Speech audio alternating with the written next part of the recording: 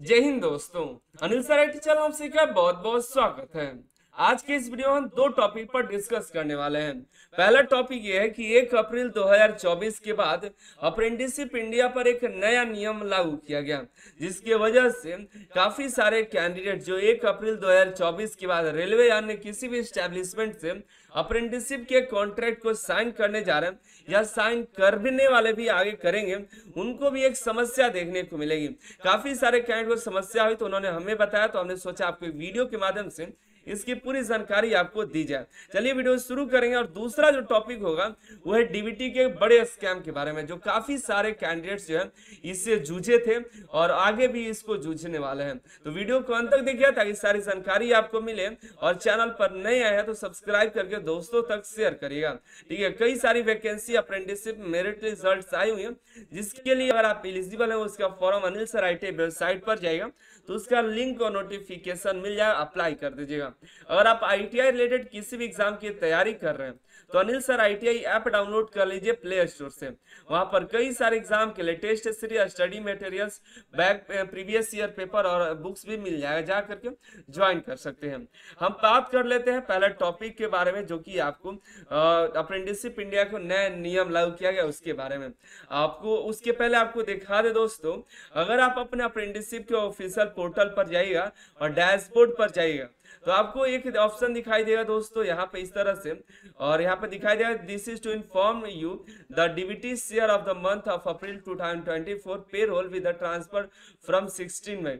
ये 16 मई के बाद ट्रांसफर किया जाएगा। इसके बारे में भी आपको बताएं क्यों किया जाएगा, इसके बीच में क्या होने वाला है उसमें भी आपको डिस्कस करेंगे। यहाँ पर ये बताया गया from 1 April 2024 DBT from GOI under government of India under the neps 2.0 scheme. Neps 2.0 scheme लागू किया गया will be paid in Aadhaar seeding bank account only. जो आधार से सीडेड बैंक अकाउंट होंगे उसी में आपके ट्रांसफर किए जाएंगे। All candidate are advise to get seeded with their bank account and check, अपना चेक कर सकते हैं इस लिंक पर क्लिक करके कि आपका जो है आधार सीडेड हुआ है कि नहीं हुआ है। अब देखिए ये तो ठीक है, ये तो चलिए यहाँ पर दिखाया गया कुछ बातें हम डिस्कस करेंगे। यहाँ पर एक नया ऑप्शन दिखाई देगा बेनिफिशियरी स्टेटस के बारे में, जहां पर आपको काफी सारे कैंडिडेट्स के बेनिफिशियरी आईडी स्टेटस पेंडिंग दिखाई दे रहा है, जिस और ये पेंडिंग है तो आपका कॉन्ट्रैक्ट साइन नहीं होगा। ठीक है, और पेंडिंग होने अभी लगभग सभी का ही देखिए तो यहाँ पेंडिंग दिखाई दे रहा है, अभी किसी का हमको देखने को नहीं मिला। लेकिन अगर किसी का यहाँ पर दिखाई देगा क्रिएटेड, ठीक है, तो यहाँ पर आपको ये नहीं दिखाई देगा। ठीक है, तो अगर आप यहाँ पर क्लिक कर देंगे तो फिर आपका पेंडिंग दिखाई दे देगा। तो यहाँ कहीं पर भी क्लिक करने के पहले सोच समझ लीजिएगा, नहीं तो फिर आपको दिक्कत भी हो सकता है। ठीक है, तो ये समझ लीजिए इस तरह से पेंडिंग दिखाई दे रहा है तो समझ लीजिए आपका भी कॉन्ट्रैक्ट साइन नहीं हो सकता है। ठीक है, जब तक ये अप्रूव हो करके आपको जो है आईडी न मिल जाए तब तक। ये आईडी कौन देगा उसके बारे में भी आपको वीडियो में आपको बताएंगे। ठीक है, तो देखिए डीबीटी क्या है और आपको बता दें तो डीबीटी को लागू किया गया था एज ए देखिए तो पायलट मोड पर जून 2022 में। जून 2022 से ही अप्रेंटिसशिप कैंडिडेट्स के साथ एक बड़ा मतलब काफी सारे कैंडिडेट्स के साथ एक बड़ा स्कैम भी हुआ है दोस्तों। क्या स्कैम हुआ है उसके बारे में आपको बता दें तो देखिए अप्रेंटिसशिप के दौरान एक स्टाइपेंड मिलता है। स्टाइपेंड ये अलग अलग इस्टेब्लिशमेंट, डीआरडीओ और रेलवे सबका अलग अलग होता है। मान लीजिए किसी जगह पर 10,000 स्टाइपेंड है, ठीक है, तो इसको दो भागों में बांटा गया रहता है। एक भाग जो है 75% का वो इस्टेब्लिशमेंट देती है जहां से आप अप्रेंटिसशिप कर रहे हैं।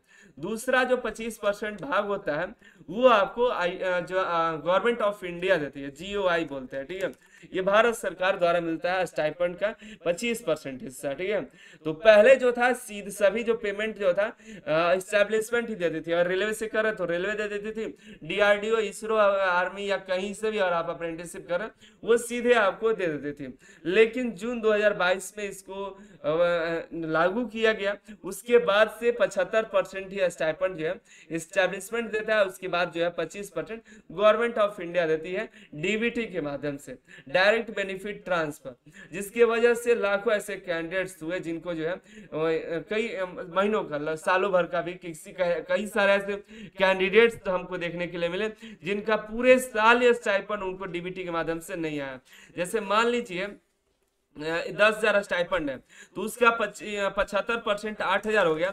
8,000 तो मिल गया, लेकिन 25% 2,000 अमाउंट पूरे साल ही नहीं मिला, यानी कि एक साल में 24,000 जो एक कैंडिडेट को स्टाइपेंड ही नहीं आया।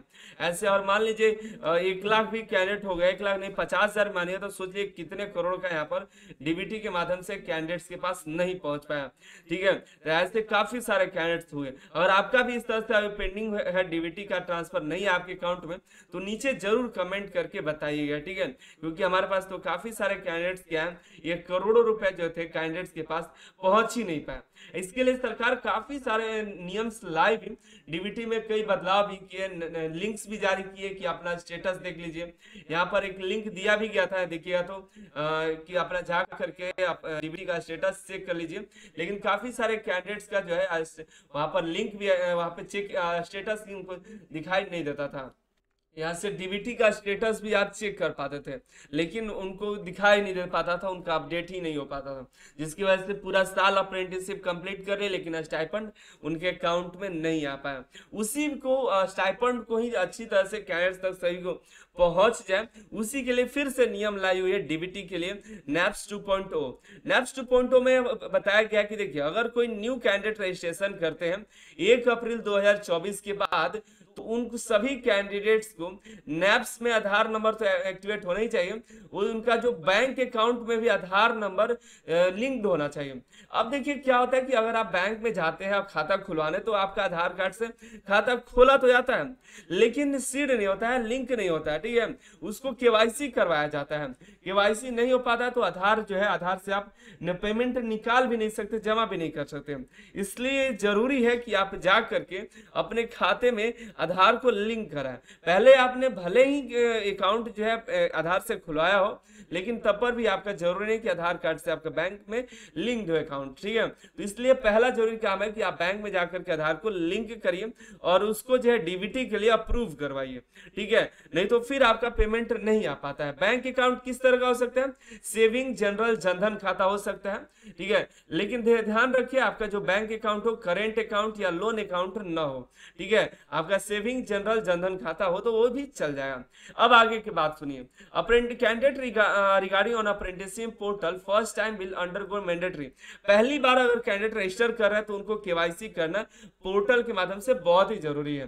केवाईसी बहुत ही इंपॉर्टेंट है, और ये केवाईसी करने के बाद जो है आपका रिपोर्ट है वो कैंडिडेट का इंफॉर्मेशन जो है फॉरवर्ड कर दिया जाता है public finance management system, PFMS.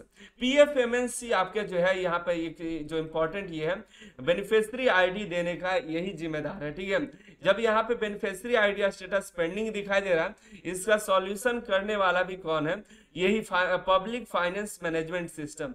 जब आप केवाईसी कर दीजिएगा तो अगला स्टेज जो होता है चला जाता है पीएफएमएस को। ठीक है, वही आपका पूरा चेक करेगा कि आपका आधार नंबर सब सही है, आधार में सारा डाटा सही है, अप्रेंटिसशिप इंडिया पर सब सही है, सब अगर सही हुआ, अकाउंट में भी सब सही हुआ, तो वो आपको जो है यहां पर स्टेटस क्रिएटेड दिखाई देगा और आपका आईडी मिल जाएगा। ठीक है, उसके बाद आपका कॉन्ट्रैक्ट भी साइन होना शुरू हो जाएगा, किसी तरह कोई दिक्कत नहीं होगा। ठीक है, तो इसके जिम्मेदार कौन है, तो पीएफएमएस है। फिलहाल 1 अप्रैल से ये नया नियम लागू किया गया है, तो भारत में लाखों कैंडिडेट्स के इसमें अकाउंट है, तो इसमें अभी समय लग रहा है, कुछ समय भी लग सकता है, कितना दिन लगेगा कोई गारंटी नहीं है, लेकिन वो अप्रूव करेगी, धीरे धीरे सबका कर देगी। कुछ समय में, अब कितना समय हम नहीं बता सकते। अब ये पीएफएमएस के पास समय है कि वो अपना जो है जल्द से जल्द कैंडिडेट का आईडी चेक करें और उनका स्टेटस पेंडिंग से उनको आईडी क्रिएटेड करके उनको एक आईडी नंबर जनरेट करें। ठीक है, ये पीएफएमएस ही कर सकता है। यहाँ पे दिया गया क्रिएशन ऑफ आधार के आधार पर आपको बेनिफिशियरी आईडी जनरेट करे, कौन करेगा, पीएफएमएस। ठीक है, आप समझ गए, इसको यहाँ आईडी कौन क्रिएट करके देगा, तो पीएफएमएस कब तक क्रिएट होगा, कुछ समय में हो सकता है। नया नया नियम लागू किया गया जिसकी वजह से अभी इस बेनिफिशियरी आईडी को प्रोसेस होने में समय लग रहा है, हफ्ता भर, महीना भर, या 10 दिन, 5 दिन, 2 दिन, ये कहना मुश्किल है। ठीक है, ये अप्रेंटिसशिप पर आप यहाँ पर टेक्निकल सपोर्ट को कांटेक्ट करके भी पता कर सकते हैं। हैं। फिलहाल हमारे पास जो जानकारी आपको बता दें कि यही आपको करेगा और ये कुछ समय में सबका होना शुरू हो जाएगा। नया नियम होने की वजह से अभी सबका पेंडिंग ही दिखाई दे रहा है। In case where a beneficiary ID is not created, अगर बेनिफिशियरी आईडी नहीं क्रिएट होता है, if apprenticeship contract is generated, और कॉन्ट्रैक्ट भी जनरेट हो चुका है, तो आपको जो है यहाँ पे बताया गया कि आपको डिस्क्लेमर, एक एडवाइस दिया जाए, सलाह दिया जाए कि आधार जो है सीडिंग प्रोसेस कंप्लीट करिए। तो आधार बैंक में जाकर के अपना आधार जो है प्रोसेस को कंप्लीट करा लीजिए। ये कंप्लीट आपको करा लीजिएगा तो आपको बेनिफिशियरी आईडी ऑटोमेटिक बाद में भी देखने को मिल जाएगी। ठीक है, तो ये सबसे पहला काम है कि आधार में जो डिटेल है बैंक में भी वो डिटेल मैच हो जाए और आपको बैंक में जो है आधार मैच हो जाए। ठीक है, मतलब दोनों आपका केवाईसी कंप्लीट कर लीजिए तो आपका कोई दिक्कत ही नहीं होने वाला है। ठीक है, अगर जो कैंडिडेट पहले से अप्रेंटिसशिप और ट्रेनिंग कर रहे हैं उनके लिए जरूरी है कि नैप्स पोर्टल पे जो है आधार नंबर रजिस्टर्ड कर ले और बैंक में भी जो है आधार नंबर उसी नंबर से केवाईसी कंप्लीट कर ले जब तक अगला पेमेंट नहीं होने वाला है।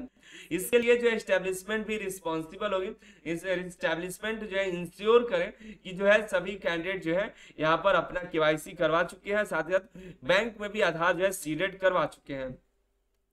ये ध्यान दीजिए कि आपका जो है इस्टेब्लिशमेंट भी इसको ध्यान दे कि सभी स्टाइपेंड जो है गवर्नमेंट का जो शेयर है अप्रेंटिसशिप कैंडिडेट्स तक पहुंच रहा है।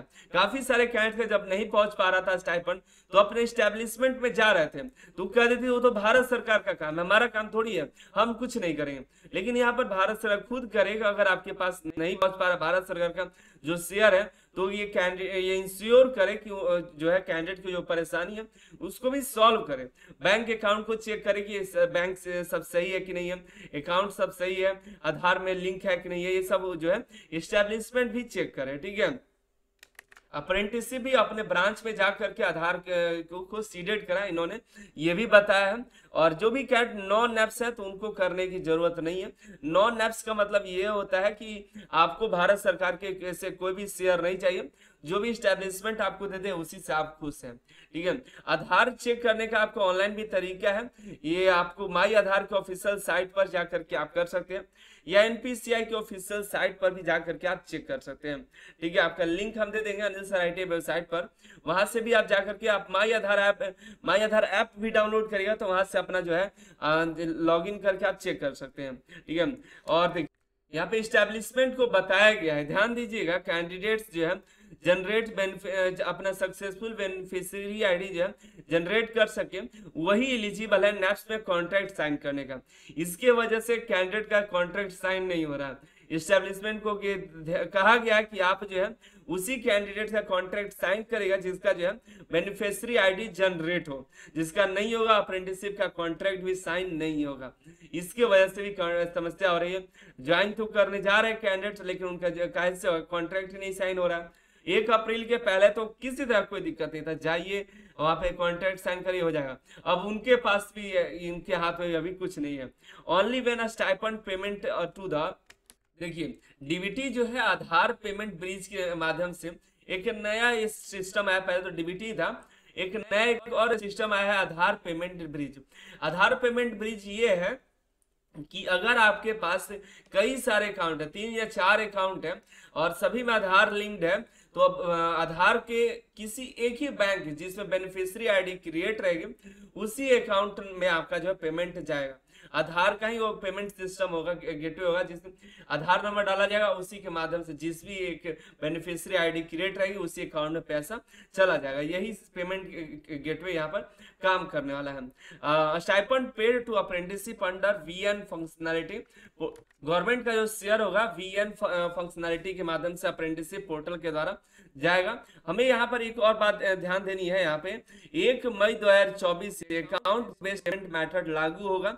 ये 15 दिनों के लिए टेम्पोररी जो है करंट प्रैक्टिस के रूप में इसको यूज किया जाएगा। उसके बाद जो है आपको 16 मई 2024 के बाद डीबीटी पेमेंट जो है आपको रिज्यूम हो जाएगा। जैसे कि आपको शुरू में मैंने बताया था ये आपको 16 मई के बाद जो है यहाँ पर देखिएगा, यहाँ पर बताया गया था कि आपका 16 मई 2024 के बाद जो है आपका अप्रैल 2024 का स्टाइपेंड आपके अकाउंट में शेयर किया जाएगा जो गवर्नमेंट का है। ठीक है, तो देखिए इस वीडियो से हम आपको यही बताना चाहें कि यहाँ पर जो भी कैंडिडेट्स नए कॉन्ट्रैक्ट साइन करने जा रहे हैं तुम एक बात का जरूर ध्यान रखना है कि आपका अप्रेंटिसशिप इंडिया पर जो भी बैंक है, वो बैंक का अकाउंट जो है आधार से लिंक हो, ठीक है। बैंक जो अकाउंट है आधार से लिंक्ड हो और आधार कार्ड से लिंक होने चेक करना है।